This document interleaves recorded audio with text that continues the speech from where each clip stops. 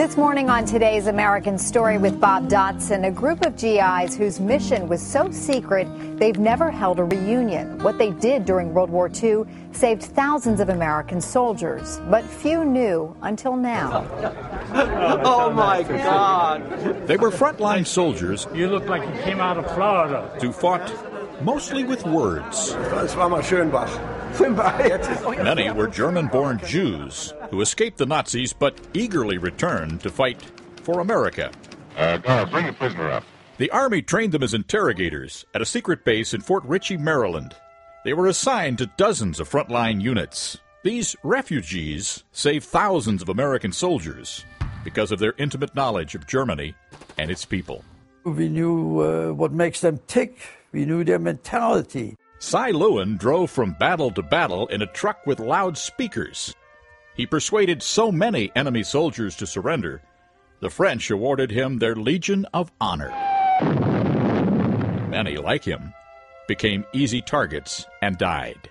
All they had to do is aim towards the loudspeaker, and they take out the whole thing there. Cy moved the loudspeakers and survived. At 92, he's still turning the horror he saw into art. Cy Lewin has been doing that since he landed at Normandy and sketched one of the first casualties. Ritchie was a shock. No, he wasn't sleeping. He's dead. He's dead. Yeah. The Ritchie Boys fought their way back to Germany.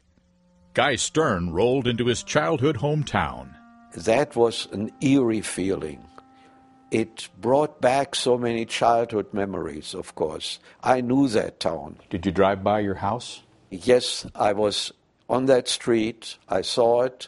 The house was no longer standing. His parents had disappeared. Richard Shifter's folks died in a Nazi death camp after they sent him to freedom. You were one of the most fortunate men of your generation. You escaped the Holocaust. Why then did you enlist, turn around, and go right back? It was a matter of recognizing that the United States had saved our lives, that we had a debt.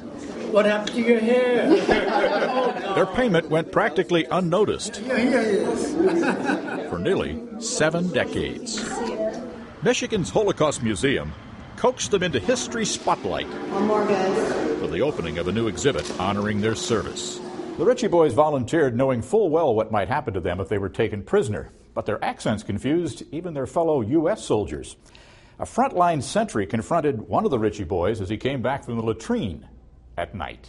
He gave him the password, but with an accent. So he shot him. Sentry shot him, killed him. Cy Lewin was one of the first American soldiers to enter Buchenwald, one of those Nazi death camps. When he marched inside, color literally disappeared. It literally disappeared. Did you think that you might bump into an old friend in there? The people that I met, they hardly looked human.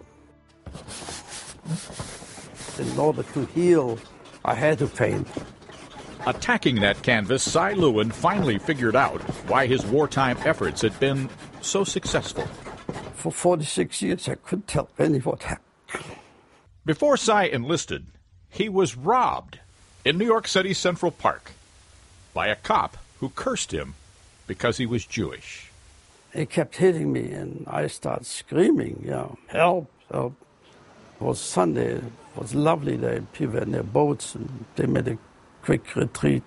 And yet you still found it in your soul to fight for America. It is still a beautiful country and full of possibility. That's why he fought so hard for us. For today, Bob Dotson, NBC News, with an American Story in Farmington Hills, Michigan. Great story. Beautiful. Wow, beautiful.